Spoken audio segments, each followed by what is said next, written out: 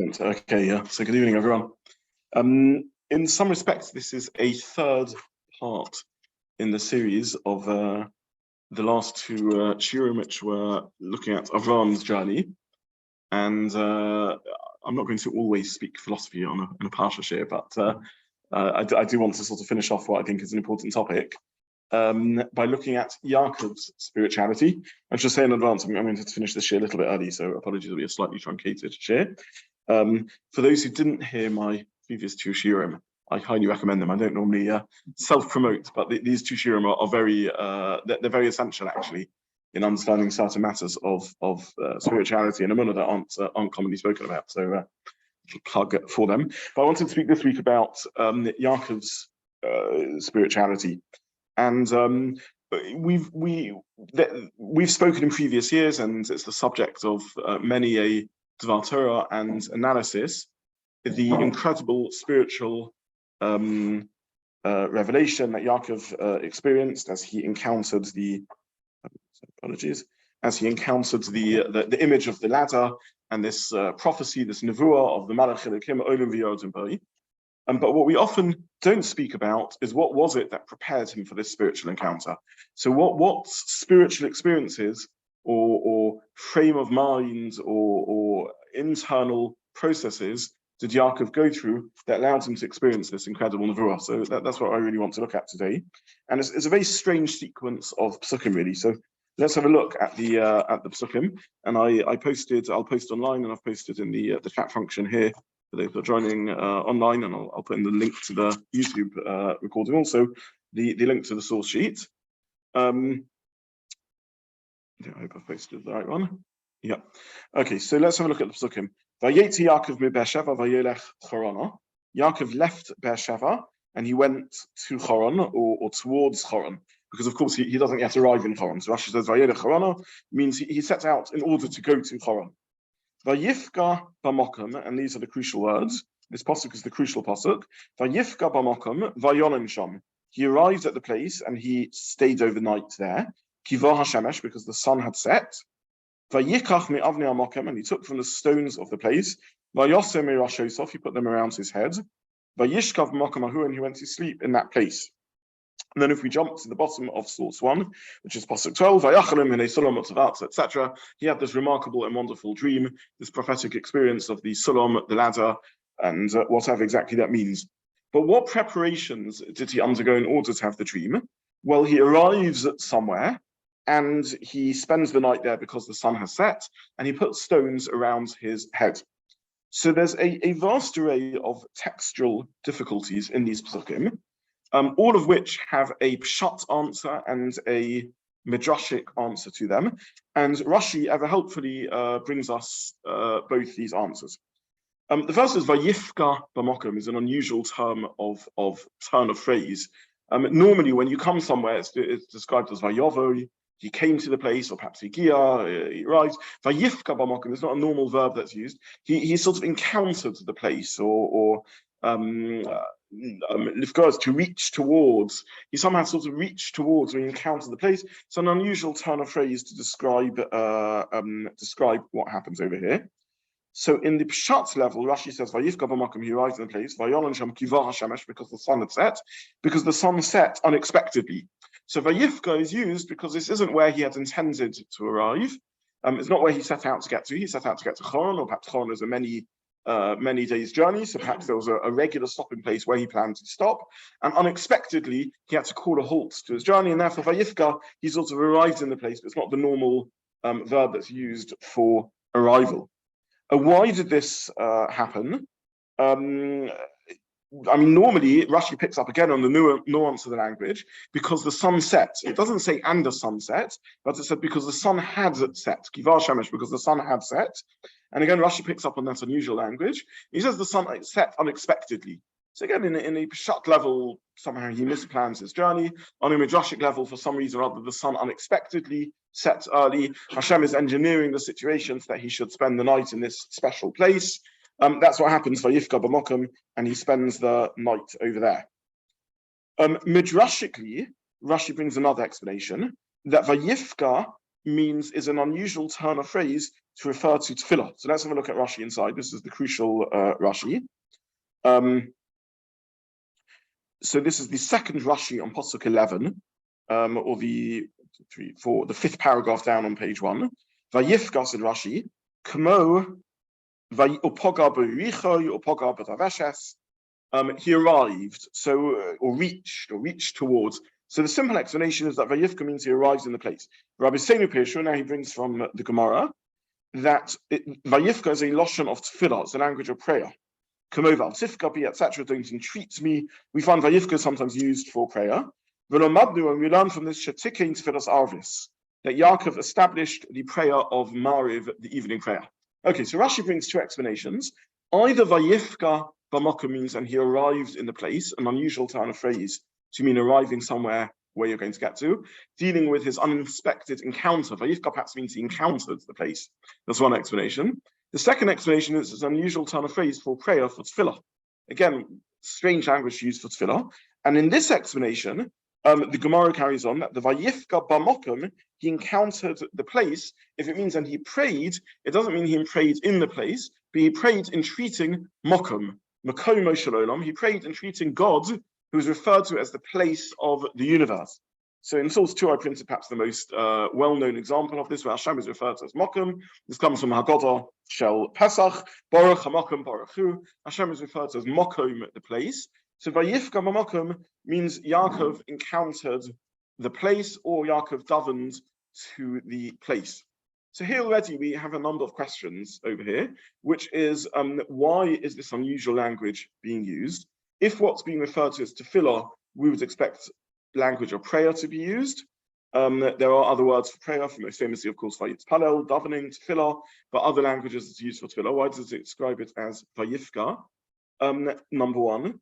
And secondly, why is Hashem referred to in this context as Makom? Again, there's many names used for Hashem.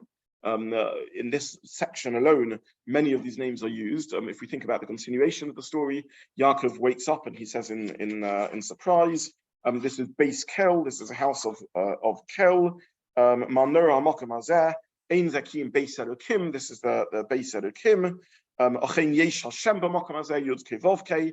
So there's many other names used to Hashem. Indeed, in this Parsha, Yaakov himself refers to Hashem with many of these other names after he wakes up from the dream and is amazed at this mystical encounter he's had with the divine through the experience of the ladder, the Sulam.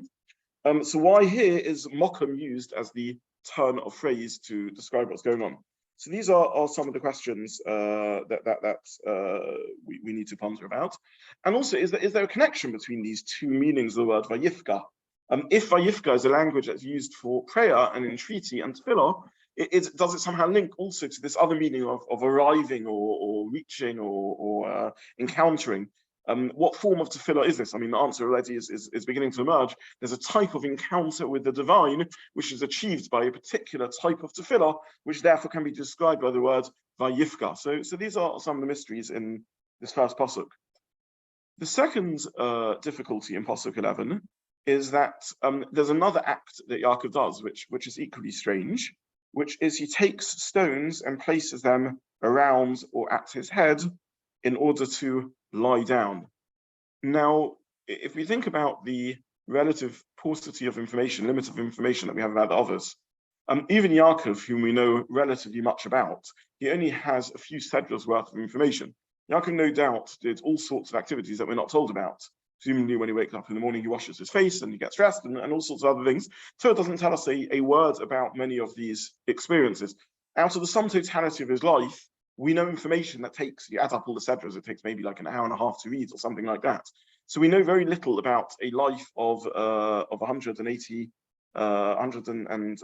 years that he lives through, 175 years, 147 years, I'm sorry, that he lives through. So why is it that we're told, we're told very little information, and yet in the limited amount of information that we're told that he puts stones around his head. So is this of any significance? Is this part of his preparation for the prophetic experience that he's going to have? So this is the second difficulty in the pasuk. It's actually also anyway a bit difficult to understand what he's doing. I mean, is this a protection? If he's afraid of wild animals, as Rashi says. So Rashi says, "Son Kamin Marzev, he made a sort of U-bend around Soviv Derosho because he was afraid of the wild animals that were going to encounter him." So again, what sorts of protection does this heap of stones provide? He's only protecting his head, not the rest of his body. So there's a lot of sort of practical difficulties in understanding what's going on.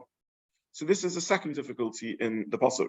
Now, once again, when we move from the realm of Peshat to the realm of Medrash, again helpfully taught to us by Rashi, Rashi brings the Medrash, really, a Gemara, again the Gemara in Chulin, that says that the stones, Rashi has a textual problem, because when Yaakov wakes up, it describes a single stone. The pasuk Yud Ches, pasuk 18, near the end of the story, it says, "Vayikach es ha'even ashesam mirash Esav." He took the stone rather than the stones. So Rashi tells us about a miracle that's occurred. The stones are all worrying about which stone will be the stone upon which Yaakov rests his head, and somehow they merge into one stone. So again, what's going on over here? What's the point of this miracle of the stones merging? What's that achieving? Now, lest one be tempted to think that there is no major significance in all of this, if we cheat a little bit and we go on to source 16 and 17 on page 4, which tells us about the continuation of the story. When Yaakov wakes up in after his encounter, he says with amazement, he says, "This is, I didn't know Hashem was in this place. How Manora Makom is there? How awesome is this place? This is the house of Hashem, the gate of Shemayim." And then it says, Yaakov rose up in the morning and he took the stone on which he had put his head and he set it up as a matzeva, and he pours oil on top of it. So he's using it as a mizbeach, an altar of sorts, a monument of sorts, a pillar to serve Hashem. And then Yaakov says a vow, and clearly Yaakov's feeling very vulnerable. He's leaving home, he's leaving Eretz Israel, he's going off to his uncle Lavan, who's not such an easy fellow to deal with. And he says in Pasuk 20:21 that I vow that if I come back safe, then this stone, which I've set up as a pillar, should be Beis Elokim. It should be nothing less than the house of Hashem. I mean, what is the Beis Elokim? The Beis Elokim is the term we normally use for the Beis HaMikdash. So the stone is initially just a stone that he rests his head on. It then becomes a stone which is a mizbeach, a matzeva, and then it becomes a stone which is going to be Beis Elokim. Yaakov promises. He says it's going to be the house of Hashem.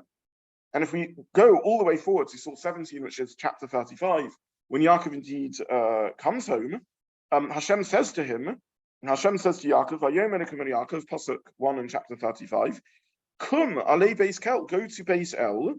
And where is Beis El? This is, look back in pasuk 19 in Source 16. This is where he slept the night and where he set up the matzeva. And go back to Beis El, and there I want you to make me a mizbeach, as you promised, as you committed when you ran away from Esav. And Yaakov goes back, and there he sets up a matzeva, and he anoints it, and again he calls the place Beis El. So this stone that Yaakov uses to rest his head on, ostensibly in a simple act of practical protection for himself, seems somehow to be significant and important in everything he is he's doing, and he eventually uses as the stone for the matzeva. So what is this? I mean, is this just an example of olden day recycling in the interest of efficiency? Yaakov says, the stone that I put around my head, I might as well also use as a matzeva, which I might then also use as a Beis Elokim, as the house of Hashem. Or more reasonably, is there some sort of link going on between these two? So these are the questions that we encounter. By the way, I mean, I'm not going to have time to go into in this shiur here, but stones feature very interestingly in the stories of this week's Sedra. They keep on cropping up. So again, if we just remind ourselves, Yaakov puts stones around his head.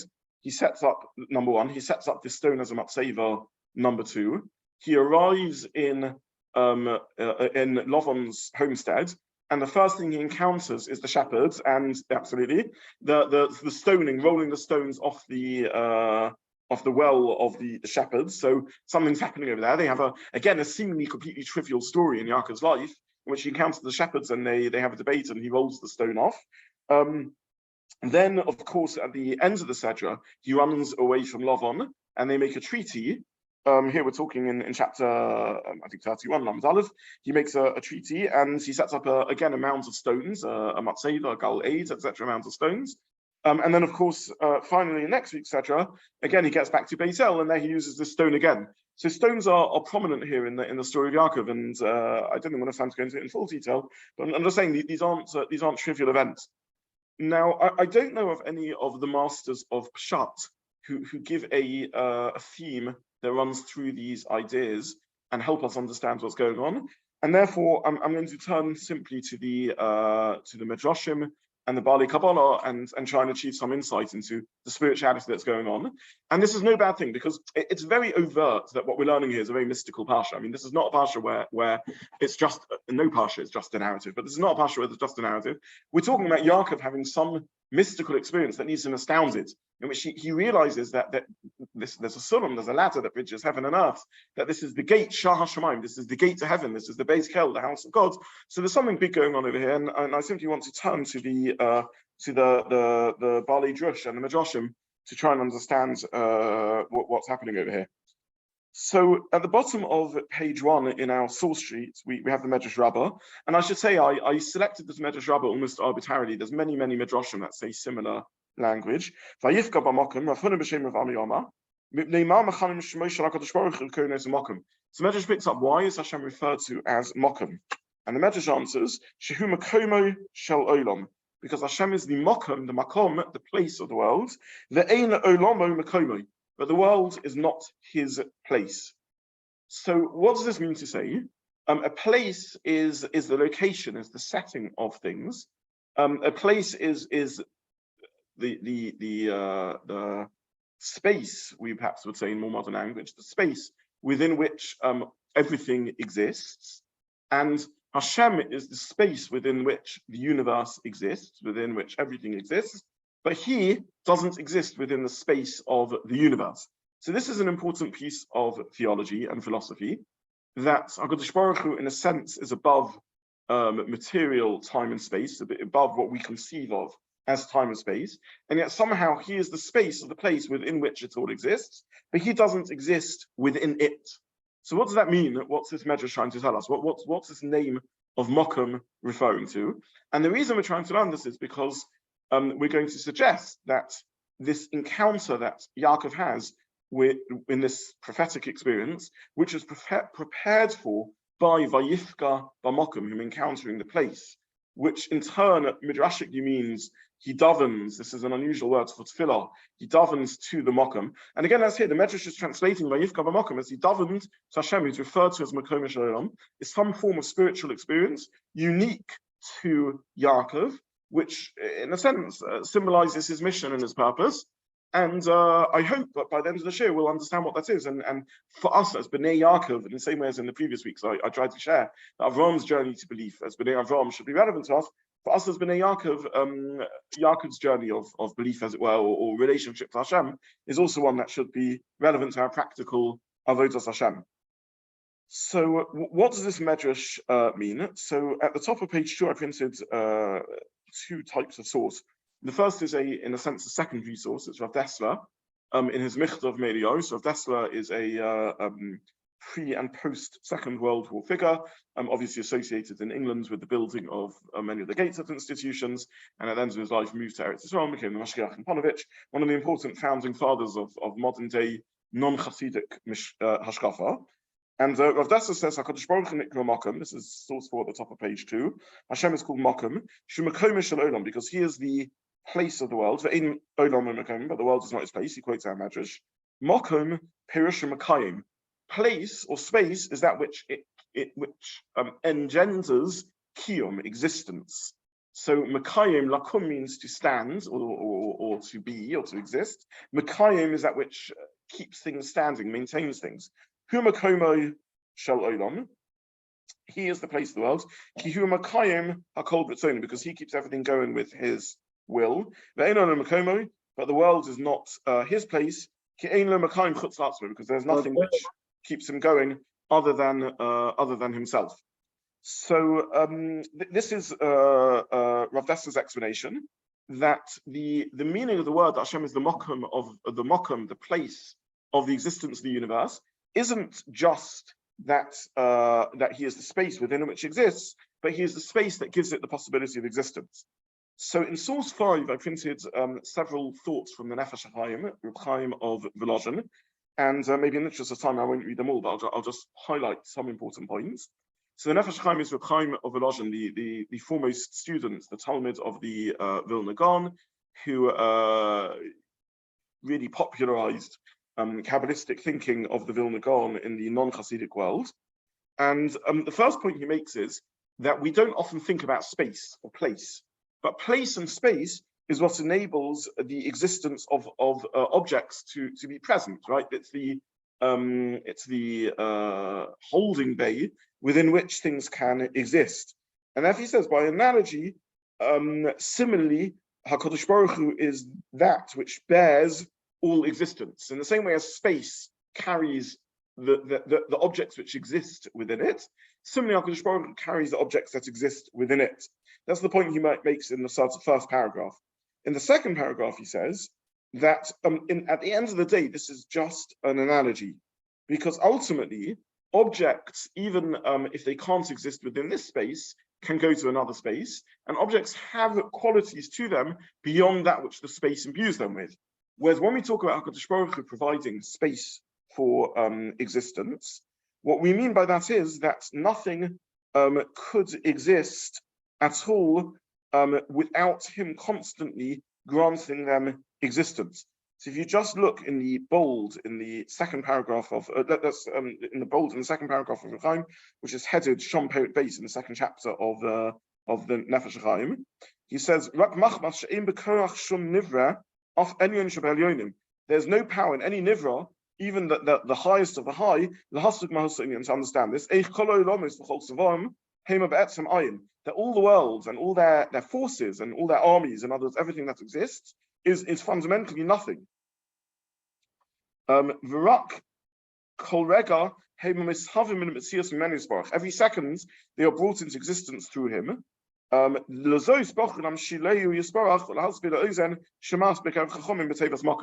they used as borrowed language the language of space. So space is the best or closest analogy we can have to that which provides the possibility of existence. In other words, without space, nothing could. There wouldn't be a location for anything to exist. Without Hashem, not just would there not be a location for anything to exist, but all existence is constantly maintained through this. In the next paragraph, he says that in the same way, he says this analogy to space has other uses. He says in the same way as space isn't altered or changed by the object within it, similarly, Hashem isn't changed or altered by the existence of that which is material that he brings into existence. And that's what it means when it says that Hashem is unchanged and above everything else, meaning that the universe and the whole space of the universe that exists doesn't alter God himself. And in the final paragraph of the Nefesh Chaim, in the end of source 5, he quotes the Pasuk, which appears in Devarim in different forms several times. There is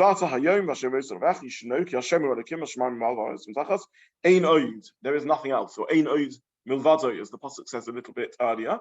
There is nothing else than him, meaning to say that ultimately nothing else has existence whatsoever. And if we look in the final paragraph of source 5, just before source 6, he says, this is what the Pasuk says. I fill the heavens and the earth. In Devarim it's even clearer.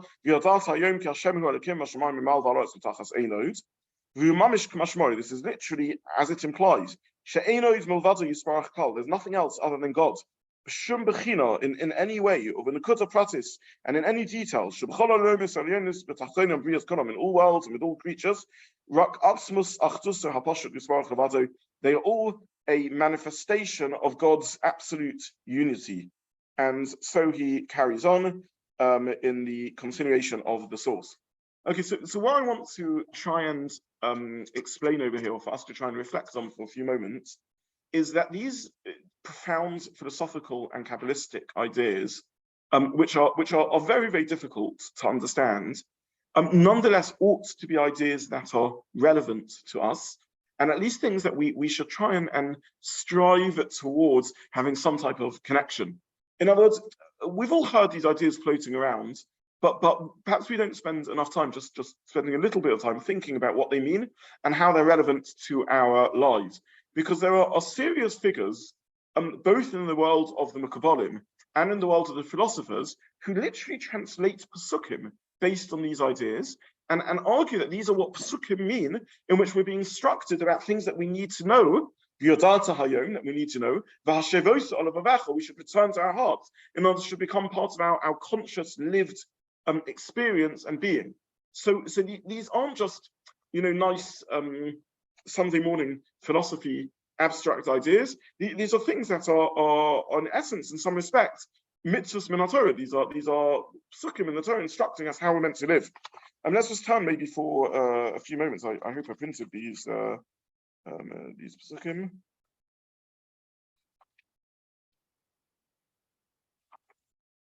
Oh yes, I did. Sorry, at the top of page 3. Ato harei ladas. You have been shown in order to know. So these are psukim, source 7 at the top of page 3. Ki Hashem hu ha'elokim. The Hashem is God. Ein od milvado. There's nothing else besides him. And pasuk lamates, pasuk 39. V'yodat hayom, you should know today, v'asherosa b'vacha, and return to your heart. In other words, somehow it's becoming paternal. Ki Hashem hu ha'elokim, v'shamayim v'al ba'atzotach. That God is the God in the heavens above and the earth below. Ein od, there is nothing else. So the Nefesh Chaim in the language of the philosophers says that this means that there's literally nothing else. That we need to understand that everything that we see as existent is somehow an expression of the existence of Hashem and has no permanence to it beyond the existence of which God is sharing of himself. And this is a mitzvah. This is a pasuk that the pasuk is telling us to know. We say 3 times. And we say these regularly in Aleinu, absolutely. We say these regularly. In others, they've been built into the structure of our tefillah. And it's not surprising they've been built into the structure of tefillah, because Moshe in Mishnah Torah instructs us that this is something that we're meant to know. The Rambam, by the way, who in many respects obviously has a different worldview to that of the philosophers, in this respect is either in complete agreement or at least in very close proximate agreement to the view of the philosophers. And this I printed at the bottom of page 2, and this should be familiar to us because we looked at this in the last 2 shiurim when we looked at Avram's journey. Says the Rambam in the very first halachas of the whole of Mishnah Torah. So the Rambam in his great 14-volume halachic work goes through everything of halacha, everything we need to be able to do, and also everything we need to believe. And he opens his Mishnah Torah with the beliefs, and very swiftly moves from the basic belief, which is belief in God, the creator of the universe, who runs everything, into this very profound territory. The foundation of all foundations, says the Rambam, and the pillar of wisdom, is laid us to know that there's a first being who brought everything into existence. And then he carries on, everything which is existent between the heavens and the earth and everything between them, is only in existence due to the truth of his being. So the Rambam here is using the word truth in a sort of technical, philosophical sense. He means everything in it is only in existence because of the reality of his being. That's how perhaps we'd say it in modern English, because of the reality of his existence. Then in Halacha 2, he says, the imyala ladas, were one to conceive that that Hashem wouldn't exist, then similarly nothing else would be able to exist. And then in Pasuk Dalet he says, "Hu shall Navi Omer." This is what the Navi says, and he quotes Yirmiyah. Hashem Elokim Emes, God, your Lord, is true. In other words, real. True in the philosophical sense, the Rambam means is real. Hu levado Emes ve'einach Emes kamitoso. Nothing else is as real as him. V'hu shal Torah Emes, and this is what the Torah says: Einod milvado, k'leim ein shal motzi Emes milvado kamoso. There's nothing else that has as real an existence as him.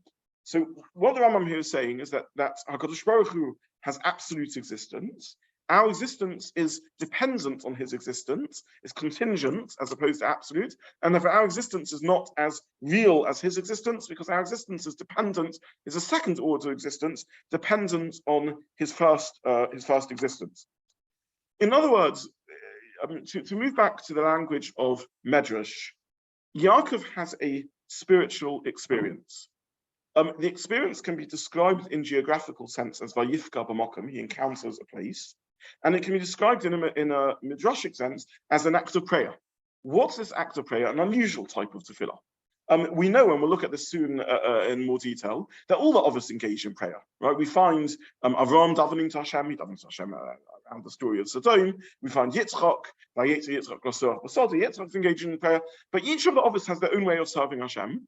Yaakov engages in tefillah, in prayer, and in this prayer he encounters an experience in which he becomes aware of Hashem as the absolute existence in which nothing else exists. We describe Yaakov as Titein Emes Yaakov. Yaakov has the middle of Emes. He has the middle of truth, which maybe in borrowing the language of the Rambam means he confronts the existential reality of the world.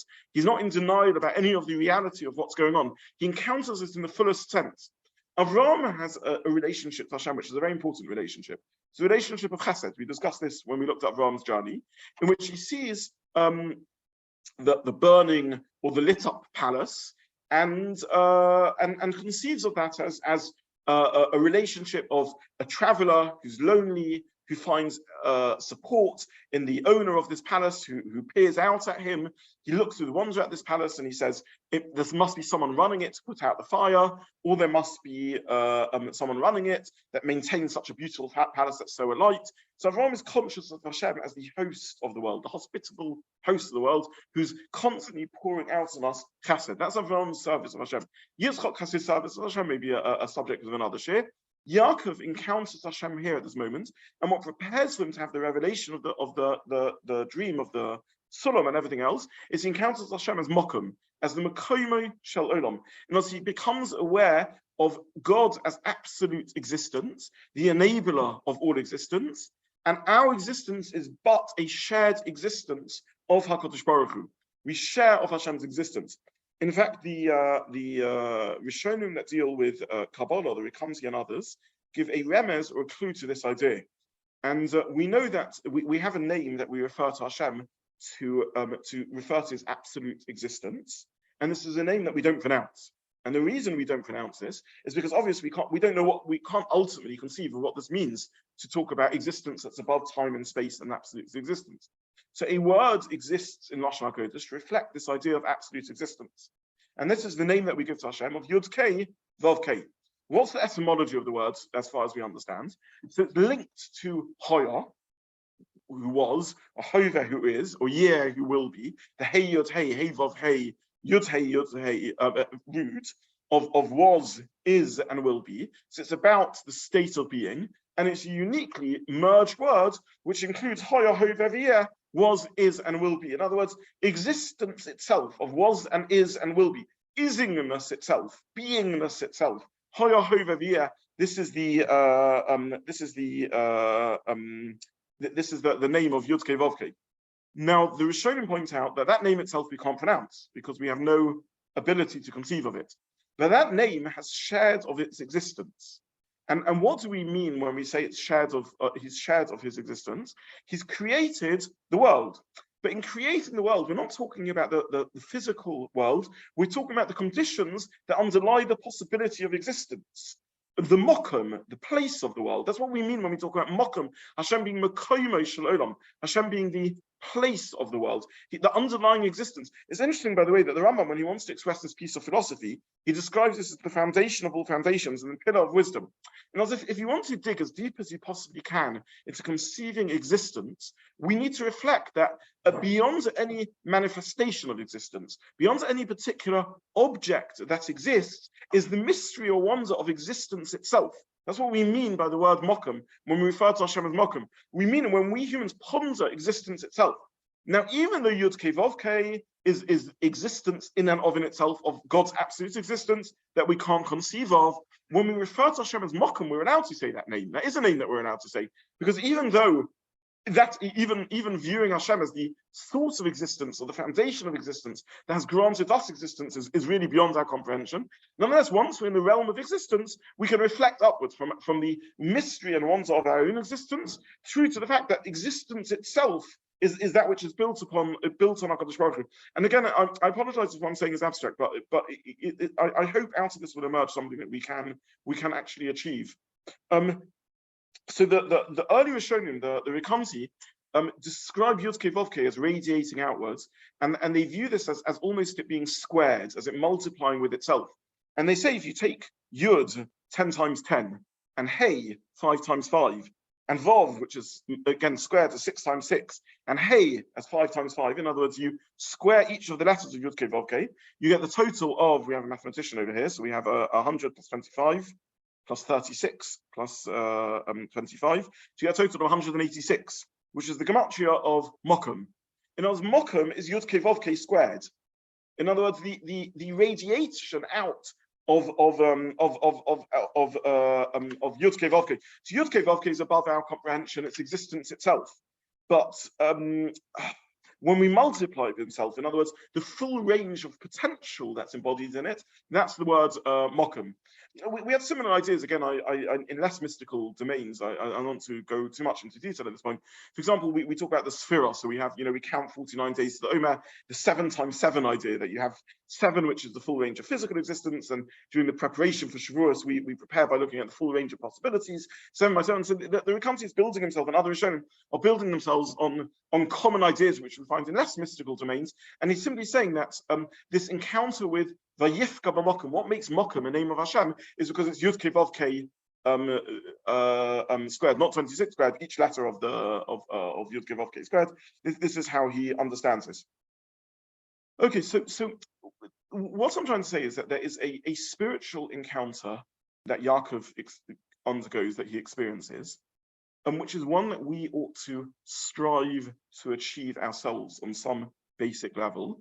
And in a moment, I'm just going to try and in more accessible terms, explain what this Vayifka b'Makom, this type of tefillah, is meant to be about, and then explore how and when Yaakov achieved it, and perhaps how we can set out to achieve it also. So, what I mean on a very real sense, what can we do if we wish to somehow find this accessible? And I mean this as a real practical meditation that we should achieve, we should undergo.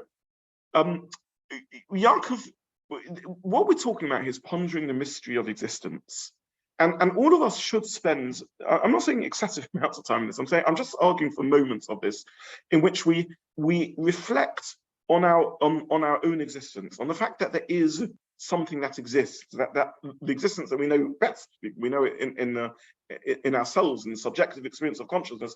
We should reflect and notice the wonder of our own existence. And there's a puzzle at the heart of existence, that there is a me here, that there's an I, that I exist. And what our sources are telling us is that if we plumb the depth of that awareness of the wonder of my own existence, there we will encounter HaKadosh Baruch Hu. If we seek out the Makom, the place, the space within which I exist, was the foundation of the enabler of the very possibility of my own existence, there we will find Makom Shalom, there we will find HaKadosh Baruch Hu. Our existence is that of the shared gift of existence that God has shared with us.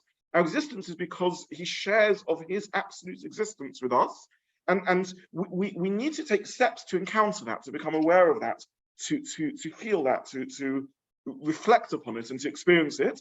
And this is something that's experienceable for those who are interested, who care about this sort of way of serving Hashem, which, even though it's only been taught to us explicitly by the language of the Mekabonim, is mentioned, as I said, in the Rambam, and really is Pesukim. This is what the Medrash is telling us, the Pesukim are telling us, and this is what seemingly Pshuta Shemekah is telling us when it says Einon Milvado, which is built into the structure of Tefillah many times a day. Now, how does Yaakov set about achieving this? What is it that allows him to achieve this? So here we come on to the next sequence of Midrashim, which point out that, of course, Yaakov's tefillah takes place at night. I printed this in source 8, and in the interest of time, I'm not going to read this inside. But Avram institutes Shachris, Yitzchak institutes Mincha, Yaakov institutes Mariv. So Yaakov encounters Hashem at night. It's the tefillah of night. What is night? So night is the time when we're completely alone. Night is the time when all the activities and things that we can do in the daytime doesn't exist. night is, by the way, we live in a world where we extend day into night, for better or for worse, and there's a lot of studies around the metabolic effect of our culture of late nights. I've shifted this year my contribution from 9 o'clock start to 8:30 start, in the vain hope that people would find it a little easier to attend. But and there may be a problem by this, but by the way, we don't like loneliness. We are frightened by existential loneliness. By the way, Yaakov has at least 2 mystical experiences when he is alone at night. He's here in the beginning of VaYetzei, alone at night in the alone and terrified of Chay's rise, and of course VaYeitsei Yaakov he has the mysterious experience in next week's Edward encounter with the Sorry Shlezov, which again is not our subject for today. But being alone at night, on the one hand, is quite frightening, and we don't like encountering ourselves alone. It's isolating. When you're at night, you can't see others, you can't connect to others in the fuller sense of the word. All you have is recognizing each other through their voice. So it's a time of blindness. By the way, the very etymology of the word choshech is from holding back. Darkness means that which is held back. And where do we find that? I think we have. Sorry. We have it with yes, that's been chasich. Thank you. I was looking at that. Yeah, thank you. The same chas shin chaf root. You didn't hold back your son, your only son. Thank you. You didn't hold back your only son from me in Al-Qaeda, in the story of Al-Qaeda. So and many other places in Tanakh where it means to hold back. So night is a time when things are held back. You can't connect to them. You can't interact. You're held back. You can't achieve things at night that you want to achieve. Because of this, though, paradoxically, night offers the opportunity to stand in front of Hashem in a unique way. We have Shachris, Mincha, Mariv. They're not meant to be 3 repeats of the same thing. They're meant to be different experiences. And we're not talking about Shachris and Mincha, but clearly there's an experience of a Shachris when we first get up in the morning and we're about to embark on our day's journey. There's an experience of a Mincha when you're in the middle of everything that's happening. And both will take place in the daytime when there's the realm of actions and things you can do. And then there's Mariv, in which your external environment is removed. You're isolated. You don't find yourself with any of the normal distractions and possibilities and illusions that maintain our state of existence most of the time. And at that point, you can encounter the Makom, the hidden Makom that underlies all of existence. That's the point when, stripped away of all illusions, Titin Emes Yaakov, who won't allow himself to be fooled by the illusions of the world. That's the point where you can encounter HaKadosh Baruch Hu. And night we're totally alone in the dark. That's why night is terrifying, of course, right? That's why we feel afraid. The most profound reason we feel afraid at night is because we're left in a realm where everything is taken away from us. Our senses aren't impacting on us. There's nothing that's distracting us. And at that point, if you live in a realm of imagination, you begin imagining things, right? So you see around every lurking shadow something that's fearful, and we feel incapable of moving. The ultimate darkness is one that holds you completely back from movement. The Morel, by the way, who speaks about this, reads us into the Psukim, the famous Psukim in Makas Choshech. You mentioned that before, where there's darkness, and it says it's a thick darkness where people can't move. So the question is what that means. I mean, in what way is darkness thick? Is it referring to a fog of sorts, or what's it trying to do? No one understands it to be referring to a state of mind. It's such a darkness that people are completely held back. They feel completely immobile because the darkness permeates everything. So there's a helplessness and an isolation, and you can't connect to others, and there's nothing you can do. And at that point, we're completely alone. So this is Choshech. By the way, I mentioned before Revolver, the Baal Musa. And I don't know if this was his own turn of phrase or borrowed from someone else. I unfortunately I was not mature enough at the time when he was speaking. He, as I mentioned before, he avoided any rhetoric in his speaking style because he just wanted to share content. And I used to find it very, very difficult to listen to him. As a result, didn't listen that much to him. But I remember him saying once the following. He said, imagine walking down a dark alleyway late at night, pitch black, and you see a looming, hulking figure coming towards you. So he says, that's terrifying. That's very scary. He says there's one thing that's even more scary than that, which is on a dark and lonely pitch black night, walking down an alleyway and encountering yourself. And in the ton of phrase of the Banu Musa, he was trying to make this point that we the whole time distract ourselves with things that are going on, and we're busy and we're doing things. But if we want to encounter the fear of night, Altira of the Yaakov, but also the spiritual potential of night. We need to use night for a certain sort of avodas Hashem. By the way, there's an incredible Rambam, and I printed this in. I did print this in page 3 in source 9, in which the Rambam says, "Afal pisha mitzvah lilmod bayom v'layla." Even though it's a mitzvah to study day and night, ein adam lomed rov chachmaso ela b'layla. A person acquires most of his wisdom at night. And then he carries on, therefore, if a person wants to, desires to merit the crown of Torah, they should make sure that they use their nights well and they dedicate it to the study of Torah and wisdom. And then he brings the psukim in Eicha of singing at night. The song of Torah can only be heard at night. And then he says that whoever occupies himself with Torah study at night will have a strand of chesed, chesed, nimshach olav b'yom, and have a strand of chesed which is drawn over them at night. A remarkable Rambam. And as most things in the Rambam, it's not original in the sense that it's collated from various words of Chazal, but the formulation and the twist that the Rambam gives it is uniquely his own. Rabbi Zobin, what does this mean that that Rov Chochma is acquired at night? I mean, why?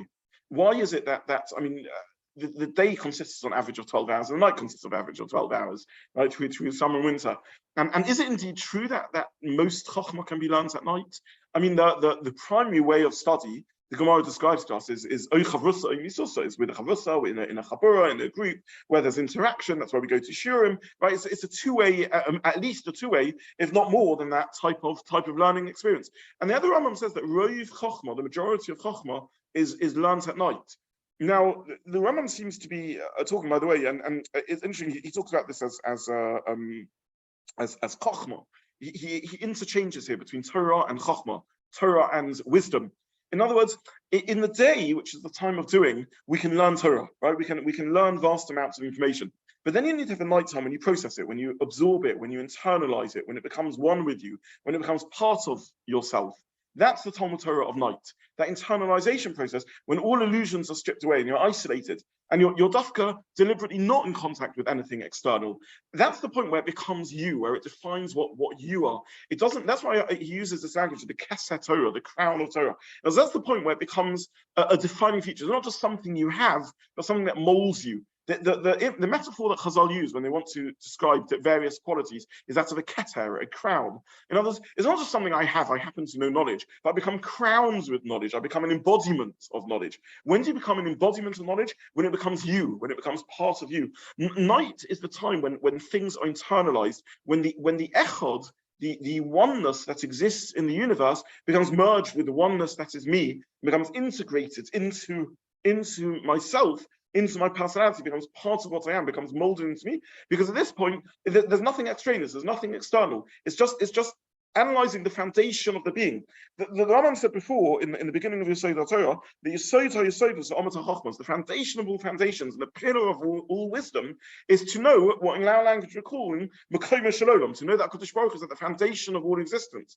And the time when you can achieve Rov Chochma, that you can get this Chochma insight of the foundation of all foundations and the pillar of Chochmah, is at night time when one isn't distracted. So this is the tefillah of night that Yaakov is engaged in. It's not coincidence that this is happening at night. Yaakov's alone, he's isolated, he's left his father and loving mother, Yitzchak and Rivka, he's frightened, he's afraid of Chai's rise, he's alone in his travels. On a simple level, on a Peshat level, he's vulnerable. And at that moment in time, he reflects, he puts stones around to protect himself, and he reflects upon existence, upon what it means to be completely alone, what it means to be completely stuck in the choshech, in the holding backness of not being able to connect to anything around. And at that point, as he plumbs the depth of the wonder of his own isolated and alone and single and unitary existence, at that point, Makom, he encounters the divine. So this is one half of his preparation for his spiritual journey. I'm running a little short of time, so I just want to mention the second action that he does, because the second action that he does is he puts together stones, and these stones eventually somehow merge into one stone, either in a mystical manner or otherwise, and these stones are set up as a tseva, as a pillar, and these stones become Yaakov's hoped for base Elokim, the house of God.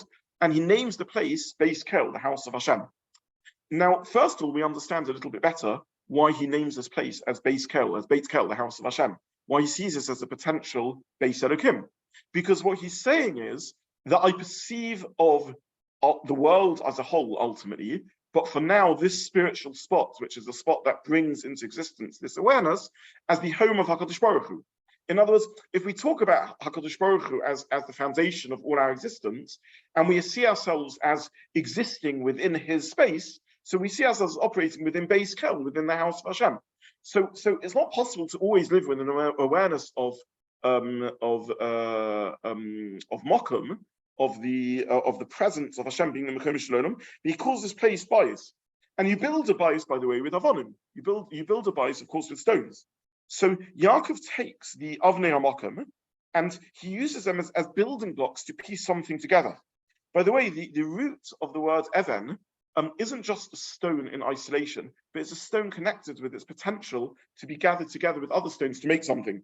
In source 13, I printed Rav Shimshon Fal Hirsch, who suggests that the etymology of the word even is based on the root bona, to build, right? So we have the base nun root, which means to build, and an even is the one stone which is accumulated into a coherent whole or coherent shape or coherent pattern, which is used for building. Rashi says in another context, I printed this in source 14, when Hashem is referred to in the context of Yaakov's brachos, we're not going to go into that, as Roya the shepherd, who is Even Yisrael, who's the stone of Yisrael. Rashi says it's Loshon Notrikon, it's what's it called when something is the initials of something, the acronym, thank you, sorry, the acronym, he says, it's not quite acronym actually here, he says it's for Av and Ben, a father and a son. In other words, if we look at human society, the avonim, the stones that ensure the merging and continuity, is Av and Ben.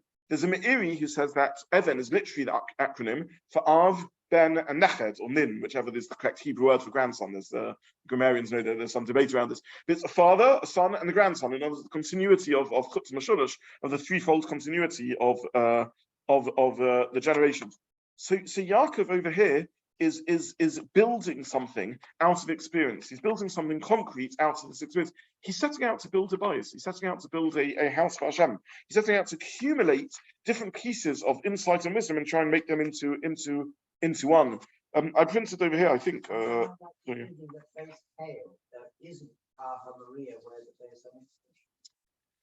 There's a lot of geographic confusion around where this base scale is. Rashi speaks about this, and Ramban speaks about this at the beginning of the Sedra. And there's contradictions in Chazal around this, because Vayifka b'Makom, they link to the Makom as in the place. I think I spoke this in a previous year, actually, when we spoke once about this. The Makom, which is the Makom Asher Hashem, which is the Makom of the Akedah, etc., etc. So how we resolve the geographical elements of this is not entirely clear. But either way, Yaakov labels this place Beis Kel, Beis Elokim, Shah HaShamayim, and so on. And this is taken to be somehow the Makom Mikdash. Whether it's geographically that or in the dream experience that isn't entirely clear. That's the Rashi and the Ramban about how to resolve the issue. But either way, Yaakov sees his location, whether literally, geographically or spiritually, as being in the Makom of the Beis Mikdash, and this is what he's building. I brought here from Arizal, and again, we don't have time to explore this fully, but the Arizal on the words Vayishkav b'Makom, he laid down in the place, says what Yishkav means, and Yesh Kaf base. There are the 22 letters of the Aleph base. I printed this on the bottom of page 3, really coming from a Kabbalistic theme of the Sefer Yetzirah and others, in which it's seen letters as being like stones. Just like you piece together stones in order to build a composite which is bigger than the sum of the parts, the building that you create. Similarly, every time you have letters, you build together the letters. Each letter is like the fragments of stone, which together forms words and sentences and paragraphs and books and whole information out of this piecing together the letters. So this is the metaphor that the Mekabalim see for how this works. In other words, what Yaakov is doing over here is he's taking these stones together. He's saying Vayifka b'Makom, Vayomen Sham Kiva HaShemesh. I've become lonely. I've become isolated. It's nighttime. I'm going to engage for the first time, perhaps in human history, in a unique form of tefillah, a tefillah that my ancestors Avraham and Yitzchak didn't do, of encountering the Makom, the the source and root of all existence. And in order to now do something out of that and build something out of that, I'm going to take together stones which carry within them the ability of Boina to build, stones which carry within them the continuity of Av and Ben and Echad or Av and Ben, and I'm going to use that to build a Beis Hashem, a place in which I can serve HaKadosh Baruch Hu, and as the beginning of the concept of a Makom Tefillah, the concept of a Beis HaMikdash, the concept of a place dedicated to the service of Hashem. I've printed more sources and have a look at them, but the Midrashim pick up on this feature, and they point out that when Avraham encounters Hashem, he encounters the experience as being on a har, on a mountain.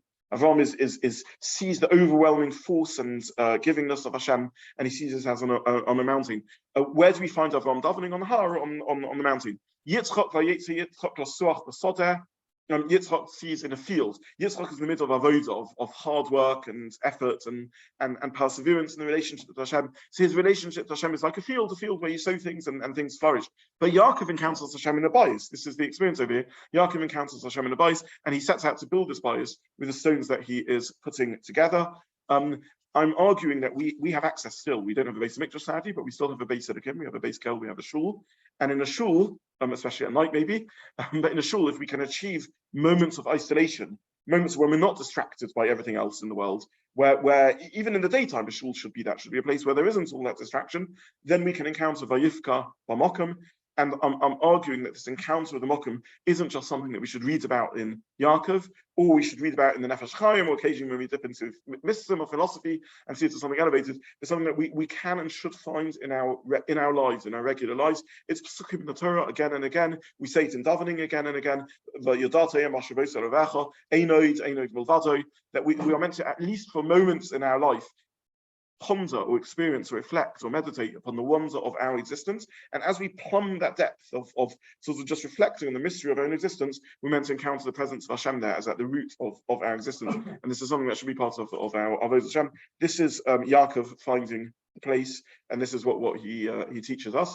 And in Hashem, in future weeks, I'll go back to regular stuff. I find it's important to be learning the Parsha that others spend a little bit of time trying to understand how they were serving Hashem. And I wish everyone a good evening. Thank you for joining. Thank you for joining. Point you made right at the beginning. Yes. There can't be any existence without this Makom. Yes. Is that somehow tied up with the idea of Tzimtzum, that Hashem had to withdraw himself for anything else to exist? It is connected. I'm not going to go into Tzimtzum because these are way beyond my capability and any of our capabilities. These are things. But yeah, look, at the heart of all mysticism, and really should be at the heart of for all of us. This isn't just for Kabbalists, this isn't just up in the air, this should be something real. At the heart of all mysticism should be the wonder of the fact of our own existence, which is surprising. And it's something we take for granted till we daven Mariv, till we do what Yaakov did, and isolate ourselves away from distraction, and then we can experience the wonder of existence. Most of the time, it's an amazing thing that the Rambam speaks about this. How can you wonder at existence? I mean, surely that which is ever prevalent doesn't cause wonder. Wonder is found when you encounter the unusual, not when you encounter the norm. But this is exactly the point. Existence never becomes normal. It's always mysterious. So this is one imperative for the religious urge, the urge to make sense. Another part of this is the wonder of how can the finite interact with the infinite, and that's where the concept of Simpson come, the idea that somehow a space has been made. But the idea that Hashem has shared of his existence with us, and therefore when you plumb to the depth of the wonder of your existence, you encounter Hashem, is one that, to the best of my knowledge, is agreed upon by the Mekabalim and the Rambam. This is not a subject of debate, and therefore should be something that we ponder. As much as we talk about the Rambam as rationalist, there is a mysticism at the heart of all human existence, certainly all belief and all religious existence, but I think all human existence. And the mysticism is when we think about the wonder of our own existence. And at that point, the Rambam, I think, agrees with the formulation of the Rambam and says that if you want a specific source that speaks about this, I long felt this was the pshat in the Rambam, and I think I may have mentioned before there's a recently published work of the translation of Rav Soloveitchik, the Rav's work on Moreh Nevuchim, on the Guide to the Plex, in which he speaks about this explicitly, and the technical name for those who are interested in Googling this is panentheism, not to be confused with pantheism, which is generally considered to be heresy, but panentheism, which means that everything exists within God. And that seems to be a universally held Jewish view. The idea that everything is God is heresy. The idea that everything exists within God is something that, to the best of my understanding, is something that's agreed upon by everyone. And this is what the Parsha is talking about. What I love about this is, I think there's no way, we're learning Pshuta Shel Mikra, we're just reading Psukim over here, and I think in this particular Parsha, there's no way of avoiding the mystical elements of what's going on. It is an overtly mystical experience. I spoke about, in my Shabbat Gadol, I spoke about mysticism and Kabbalah and so on, and I said that the core idea of mystical experiences is not something which is, Shabbat Shuvah Josh, I'm sorry, is not something which is controversial. You have Moshe standing in the cleft of the rock and Harin and Oskavotech and so on. We have various mystical encounters in the Torah, and this is one of the most significant ones. And therefore, if the Torah is sharing it with us, it means that there's a level of very basic spiritual encounters that we should be inculcating into our regular avodas Hashem on some level. Aren't we? But isn't the whole basis of it predicated on the fact that they was all a solitary experience? And yet, when we are encouraged not to have solitary experience. Yes, that is true. There are times for tefillah when one needs to go alone. There's no doubt about that. And this is again, we've gone and say this is why even though in practical halacha we treat Mariv as a chova, nonetheless its basis is reshus, because it has to be something which is an internal experience. Even though we've adopted this as a minhag, if someone wishes a solitary Mariv on occasion because of this sort of avodah, they are entitled to do so. For Mariv uniquely, yeah, that would not be in breach of halacha. So it can't just be an excuse to avoid Mariv always in the beginning, but if genuinely this is an occasional thing. Yeah. Okay. Good evening, gentlemen. Thank you very much, guys. It's ironic, this census has just come out.